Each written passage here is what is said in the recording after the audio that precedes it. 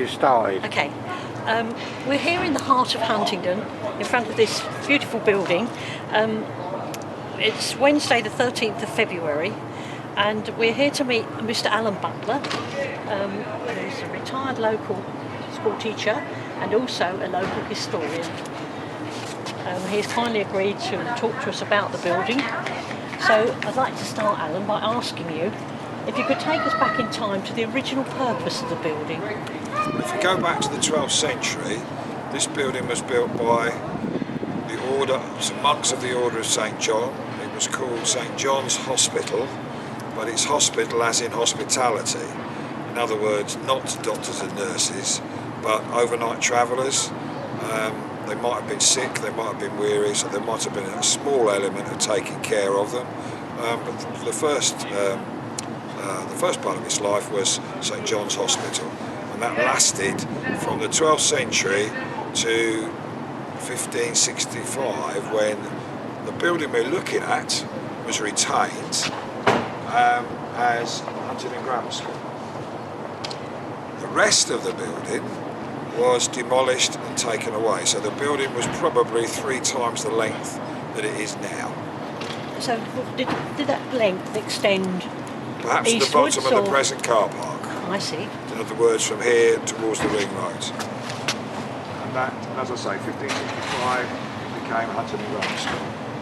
The path to that side of the building is Grammar School Walk. And is that the same school that Samuel Pepys attended? Oliver Cromwell came here in the early 1600s, and Samuel Pepys came 25, 30 years later. Wonderful. Right. A great connection there. A great local connection. Yes. So when did it change from being a grammar school? It was a grammar school until almost the outbreak of war, 1939. But by then it was an annex to the main grammar school, which was between here and the ring road. That's all gone now, or most of it's gone.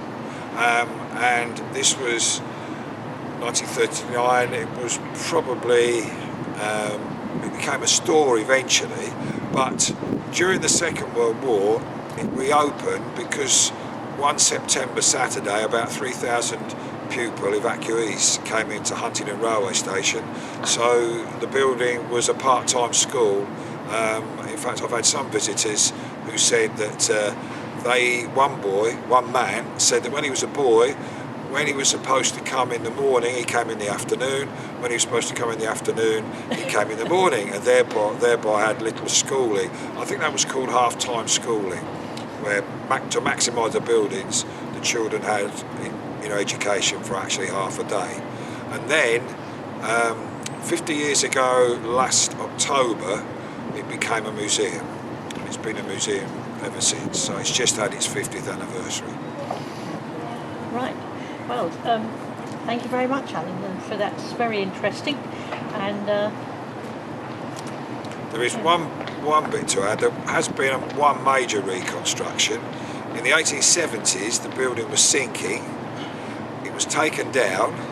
Right. I've seen some of the documents. The stones were labelled as far as possible, so they went back in the correct place, and it was put back up again, and it hasn't sunk since, to my knowledge. A lot of the money for that was provided indirectly through a tragedy.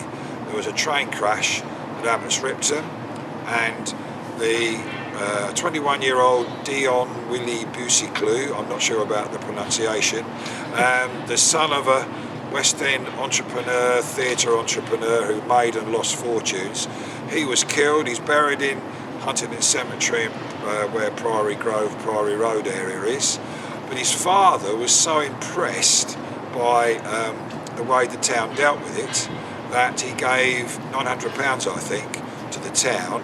And at the time, this building did need some refurbishment, and that kick-started the town council giving permission for the building to be taken down and put up again.